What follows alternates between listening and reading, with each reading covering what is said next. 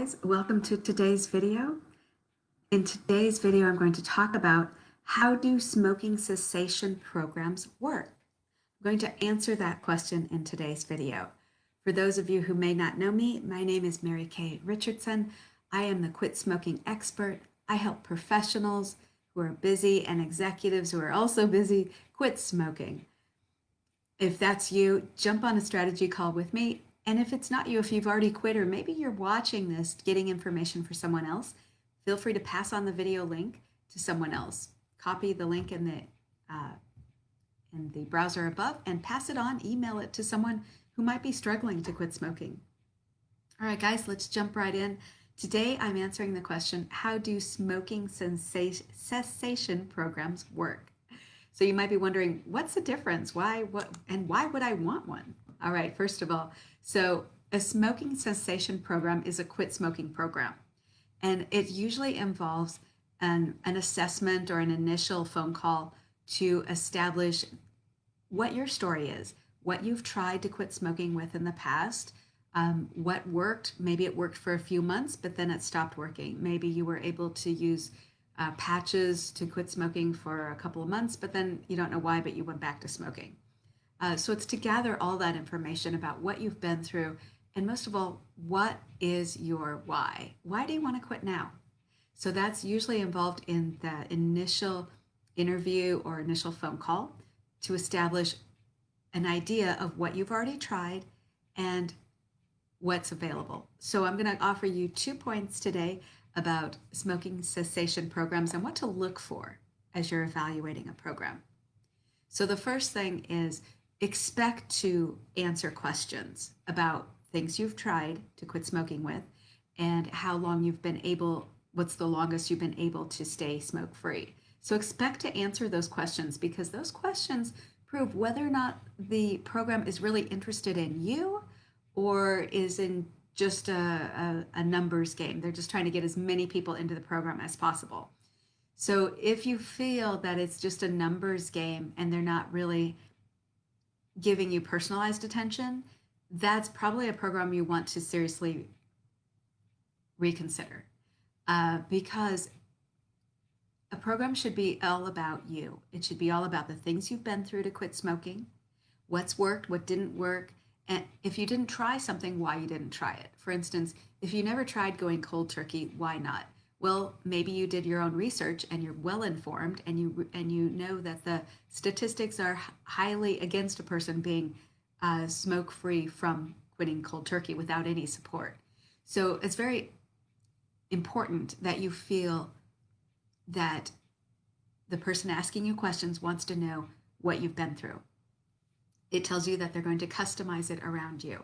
And that's one thing I do in my program. Every initial phone call, I ask questions because I want to get to know you. I want to get to know what are your frustrations. And the question when you're evaluating smoking cessation programs, you should be asked, why haven't you been able to quit on your own? That's a key question because that tells the person asking what your fear is, what your biggest stumbling block is, what you keep, that wall that you keep running up against. And that's something I always try to ask all my clients. And sometimes it just naturally comes out in the conversation. But I always try to get that answer because I want to know, is it the habit? Is it the nicotine? Are you afraid of weight gain? Are you afraid that you're just going to fail again? If you see quitting, not being able to quit as a failure, it gives me an idea of where your head's at and how I can help you. So the smoking cessation should really get to know you. The second point that you should evaluate every program with is to understand what the treatment course is. So they should be explaining to you how the program works, even though nobody really cares about the how, they only care about the result. And I'm the same way, of course. But you must, I tell my clients, you have to know how it works, you have to know what the program is so you'll know what to expect.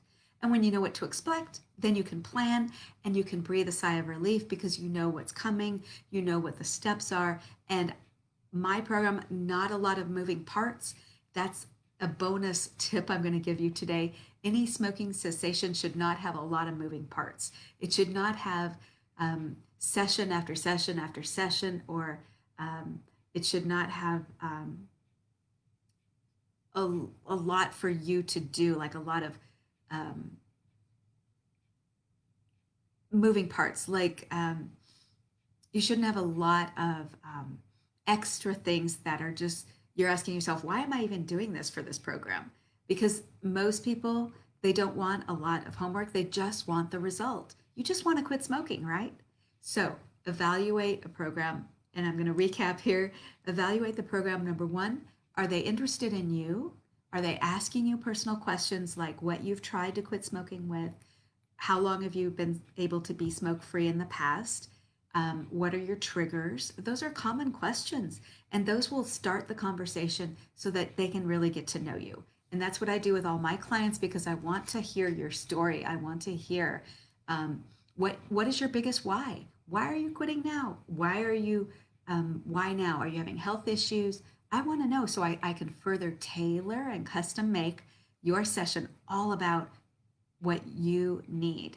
And I don't put any fluff into my programs because I don't waste your time with things that aren't an issue for you. If you never smoke in the car, why would anybody spend time in your smoking cessation about not smoking in the car? That's not your issue. So that's my point. All right. So evaluate programs based on how they make you feel important and that they really value your story. The second key is to I know this video is going a little long, but the second key is to understand what the program involves. Understand what is their responsibility, what is your responsibility. And one thing I make clear to everybody that I work with, my clients, I let them know, look, nobody's going to reach out and pull the cigarette out of your mouth. Nobody's going to take away your free will. You have to be ready. So, and those are things that I cannot do. Though that's not within my area of responsibility. That's something you, when you're ready, you know you're ready, and if you're not yet, you'll get there. Give yourself some peace. You'll get there. All right. So when you're ready, you'll find the program. So that's gonna wrap it up for today. And also expect to be asked what you struggle with the most when you quit smoking. So those are my tips. I hope this helped you. I know this is a little long, but I had a lot to say today, and I really care about that you get into a great program as you're quitting smoking. A program with not a lot of moving parts, simply focused on the result. You quitting smoking, you being smoke free, and then you can just go on and live your life. And that's what my program's all about, your results. So for those of you who just jumped on or jumped on a little later, my name is Mary Kay Richardson. I'm the quit smoking expert. I help busy professionals and executives to quit smoking and remain smoke free. So if you are interested, in the description box, if you're watching it on YouTube, click like and subscribe so you'll be notified every time I upload a new video. If you're watching this on Facebook, awesome. In the description box or in the other videos, you'll notice there's a free strategy call you can jump on with me. So click that link, schedule your free strategy call, and let's get you smoke free. Thanks for watching. Bye for now.